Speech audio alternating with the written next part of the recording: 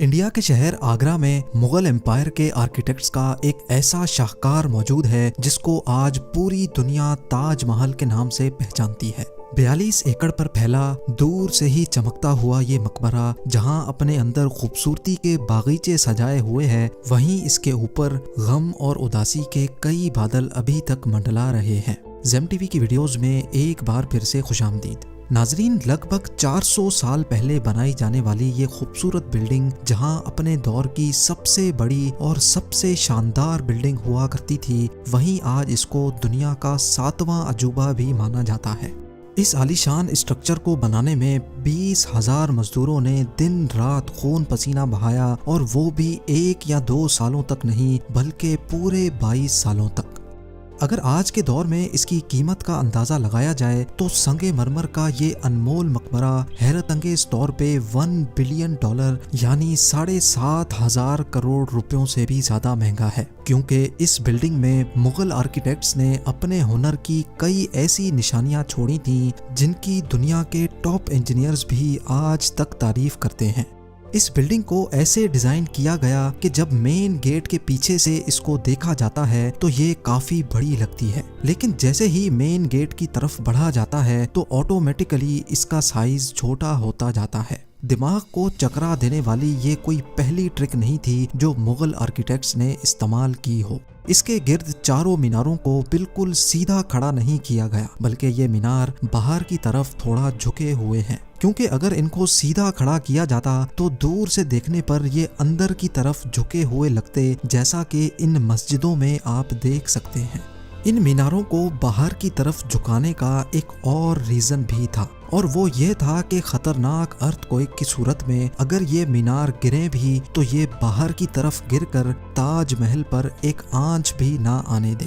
لیکن آخر ماجرا کیا تھا کہ اس کو بنانے والے کسی صورت میں اس پر ایک خراش بھی برداشت نہیں کر سکتے تھے۔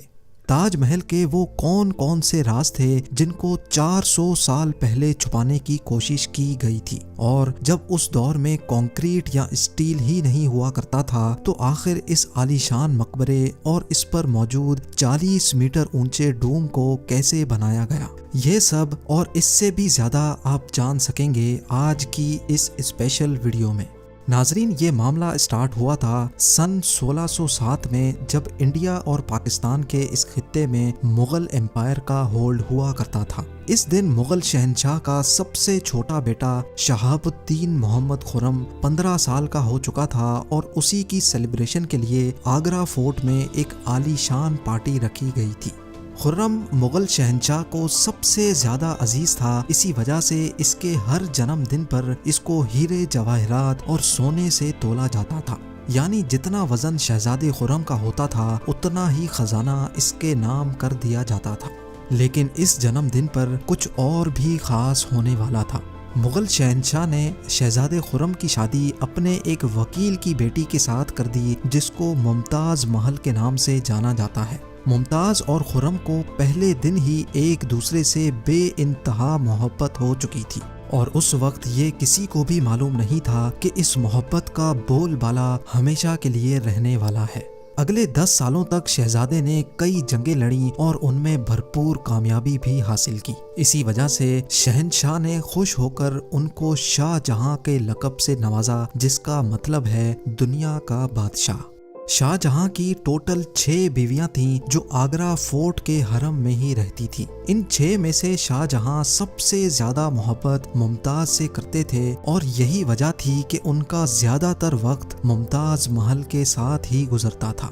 وقت تیزی سے گزرتا جا رہا تھا، اور 4 سالوں کے بعد یعنی 1621 میں مغل شہنشاہ اچانک چل بسے۔ شاہ جہاں جو پہلے ہی مغل امپائر میں خاصا فیمس ہو چکا تھا اور جو شہنشاہ کا چہیتا بیٹا بھی تھا، 1628 میں یعنی باپ کی موت کے 7 سالوں بعد اس نے شہنشاہ کی گدی سنبھال لی۔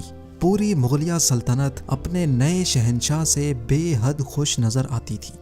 یہ وہ پیریڈ تھا جب مغل امپائر اپنے پورے عروج پر تھی، یعنی پورے انڈیا پاکستان کے ساتھ ساتھ افغانستان کے بھی کئی حصوں میں مغلیہ سلطنت کا راج ہوا کرتا تھا۔ سارے فیصلے شاہ جہاں خود کرتا تھا، جبکہ ممتاز محل پیچھے رہ کر شاہ جہاں کو مشورے دیا کرتی تھی۔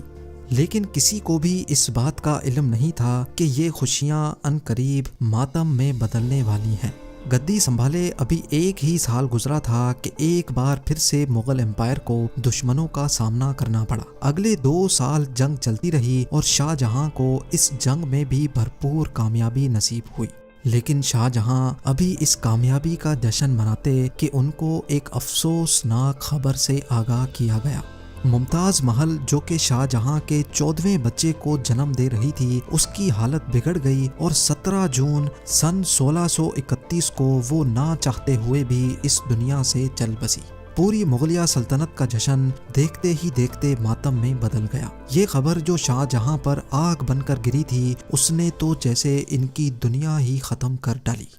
شاہ جہاں کی سب سے پہلی محبت اور ان کی سب سے عزیز بیوی ممتاز محل اس دنیا سے رخصت ہو چکی تھی۔ کہا جاتا ہے کہ اس غم کی پرچائی نے شاہ جہاں کو کالے اندھیروں میں دھکیل دیا تھا۔ اگلے 8 دنوں تک انہوں نے کچھ نہیں کھایا اور اگلے 2 سالوں تک نہ کوئی موسیقی سنی اور نہ ہی پرفیوم لگایا۔ ممتاز محل نے مرنے سے پہلے ایک آخری خواہش کی تھی۔ وہ چاہتی تھیں کہ ان کی قبر دنیا کے سب سے خوبصورت مقبرے میں بنائی جائے۔ اس ٹاسک کو اور ممتاز محل کی آخری خواہش کو پورا کرنے کے لیے شاہ جہاں نے اپنی ساری دولت اور پوری زندگی وقف کرنے کا ارادہ کر لیا۔ ممتاز کے گزرنے کے 6 ماہ بعد یعنی 1632 میں ہی تاج محل کی کنسٹرکشن کا کام شروع کر دیا گیا۔ قریب 20,000 سے بھی زیادہ مزدور، پتھر تراش اور کاریگروں کو پوری سلطنت سے اکٹھا کیا گیا۔ لشکروں کے لشکر شاہ جہاں کے حکم پر آگرہ بلوا لیے گئے تھے۔ کیونکہ ممتاز کی قبر یمنا ریور کے برابر میں موجود تھی، اسی وجہ سے اس جگہ پر دنیا کی سب سے خوبصورت بلڈنگ بنانا کافی مشکل ٹاسک تھا۔ ریور کے کنارے زمین کافی سافٹ ہوتی ہے اور اگر یہاں کھدائی کا کام کیا گیا تو پانی کا بہاؤ تاج محل کی فاؤنڈیشن کو بھی نقصان پہنچا سکتا تھا۔ اس مسئلے سے نمٹنے کے لیے مغل انجینئرز نے یہاں سب سے پہلے زمین کے اندر کئی کنویں کھدوانا شروع کیے۔ مزدور یہ کنویں تب تک کھودتے رہتے جب تک خشک زمین نظر نہ آ جاتی تھی۔ ان کنووں کو پتھروں اور گارے سے بھرا گیا اور پھر اس کے اوپر پتھروں کے بڑے بڑے کالمز کھڑے کیے گئے۔ اس سارے کام کو انجام دینے کے لیے مزدوروں کے ساتھ ساتھ ہاتھیوں کی ایک بہت بڑی فوج کو بھی استعمال کیا گیا۔ مغل انجینئرز کی یہ ٹرک کام کر چکی تھی اور اب ایک ایسی مضبوط فاؤنڈیشن تیار تھی جو نرم زمین پر بھی فولاد بن کر کھڑی تھی۔ فاؤنڈیشن کے بعد اب باری تھی ایک ایسے بلڈنگ ڈیزائن کی جو آج سے پہلے کسی نے بھی نہ دیکھا ہو، ایک ایسا ڈیزائن جو پچھلے سارے ریکارڈ توڑ ڈالے۔ تاج محل کے ڈیزائن کا آئیڈیا شاہ جہاں نے اپنے باپ دادا کے مقبروں سے لیا تھا۔ باپ کے مقبرے سے میناروں کا آئیڈیا لیا گیا، دادا کے مقبرے سے بلڈنگ کور کا آئیڈیا لیا اور اپنے انکل کے مقبرے سے ڈوم کا آئیڈیا لیا تھا۔ اور جب ان سب کو کمبائن کیا گیا تو ایک شاندار اور عالی شان ڈیزائن ابھر کر سامنے آیا۔ بلڈنگ کے اسٹرکچر کو بنانے کے لیے لاکھوں نہیں کروڑوں اینٹیں موقع پر ہی بیک کی گئیں۔ یہ سب اتنا آسان نہیں تھا اور اس میں لا تعداد پیسے بھی بہائے جا رہے تھے۔ ہر گزرتے دن شاہی خزانہ تیزی سے خالی ہوتا جا رہا تھا، لیکن شاہ جہاں کو کسی چیز کی پرواہ نہیں تھی، بس ان کو یہ کام ہر قیمت پر کمپلیٹ کرنا تھا۔ کہا جاتا ہے کہ تاج محل کی کنسٹرکشن میں اتنے زیادہ لوگ لگائے گئے تھے کہ ان کی وجہ سے آس پاس کے علاقوں میں کھانا پینا ختم ہو گیا تھا۔ 20,000 مزدوروں اور کاریگروں کی ڈیمانڈ پوری کرنے کے لیے شاہ جہاں نے آس پاس کے تمام علاقوں سے اناج آگرہ منگا لیا تھا۔ کئی سالوں کی محنت کے بعد بلڈنگ کا اسٹرکچر کمپلیٹ ہو چکا تھا اور اب باری تھی اس کو سنگ مرمر سے سجانے کی۔ یہ سنگ مرمر آگرہ سے 400 کلومیٹر دور راجستھان سے منگایا جانا تھا، کیونکہ یہاں کا مکرانہ ماربل آج تک دنیا کا فائنسٹ ماربل مانا جاتا ہے۔ شاہ جہاں نے تاج محل کے لیے پورا مکرانہ ماربل ریزرو کر لیا تھا، یعنی جب تک تاج محل کی ڈیمانڈ پوری نہیں ہو پائے گی تب تک کسی کو بھی یہ ماربل خریدنے کی اجازت نہیں تھی۔ 1000 ہاتھیوں کی مدد سے ہزاروں ٹن وزنی ماربل راجستھان سے آگرہ منگایا گیا۔ تاج محل کا یہ خوبصورت ڈوم اتنا بڑا ہے کہ اس کا اندازہ صرف آنکھوں سے دیکھ کر ہی لگایا جا سکتا ہے۔ آج کل اس طرح کے ڈوم بڑی آسانی سے اسٹیل اسٹرکچر پر بنائے جا سکتے ہیں، لیکن 400 سال پہلے 40 میٹر اونچے ڈوم کو بنانے میں ان کے پاس صرف پتھروں کا ہی سہارا تھا۔ اس ڈوم کو بنانے میں مغل انجینئرز نے جو اسٹریس کیلکولیشن کی تھی اس کی آج کے انجینئرز بھی بہت تعریف کرتے ہیں۔ تاج محل کی فنیشنگ کے لیے اس کو پیٹرا ڈورا یا پرچن کاری سے ڈیکوریٹ کیا جانا تھا۔ پیٹرا ڈورا ایک ایسی کلاکاری کو کہا جاتا ہے جس میں قیمتی پتھر کو ماربل کے اندر تراش کر لگایا جاتا ہے۔ ماربل کو بڑی مہارت اور باریکی سے قیمتی پتھر کی شیپ کے حساب سے تراشا جاتا ہے اور پھر اس میں پتھر کو گلو کے ذریعے چپکایا جاتا ہے۔ تاج محل پر استعمال ہونے والی گلو کوئی عام گلو نہیں تھی۔ کافی ریسرچ اور لیبارٹری ٹیسٹ کے بعد معلوم پڑا کہ یہ گلو شیرہ، لیمن جوس اور سنگ مرمر پاؤڈر کو ملا کر بنائی جاتی تھی۔ وہی سیم گلو آج بھی تاج محل کی رینوویشن کے لیے استعمال کی جاتی ہے۔ تاج محل کی خاص باتوں میں ایک بات یہ بھی ہے کہ یہ دن میں 4 مرتبہ اپنے رنگ بدلتا ہے۔ سورج نکلنے سے پہلے یہ بالکل بلیک شیڈ دیتا ہے، سورج نکلنے کے بعد یہ لائٹ یلو اور پنک شیڈ دیتا ہے، جبکہ دوپہر کے وقت تاج محل کی خوبصورتی کا نیا رخ دیکھنے کو ملتا ہے، نیلے آسمان پر جیسے موتی چمک رہا ہو، اور سن سیٹ کے وقت یہ پوری بلڈنگ گولڈن کلر کی دکھائی دیتی ہے۔ پورے 22 سالوں کے بعد سن 1654 میں تاج محل کی کنسٹرکشن کا کام مکمل کر لیا گیا۔ شاہ جہاں اپنی بیگم کی یاد میں دنیا کا سب سے خوبصورت مقبرہ بنانے میں کامیاب ہو چکا تھا۔ شاہ جہاں نے اس عالی شان عمارت کا نام اپنی پسندیدہ بیوی کی یاد میں ہی رکھا۔ ممتاز محل سے اس کا نام تاج محل رکھ دیا گیا۔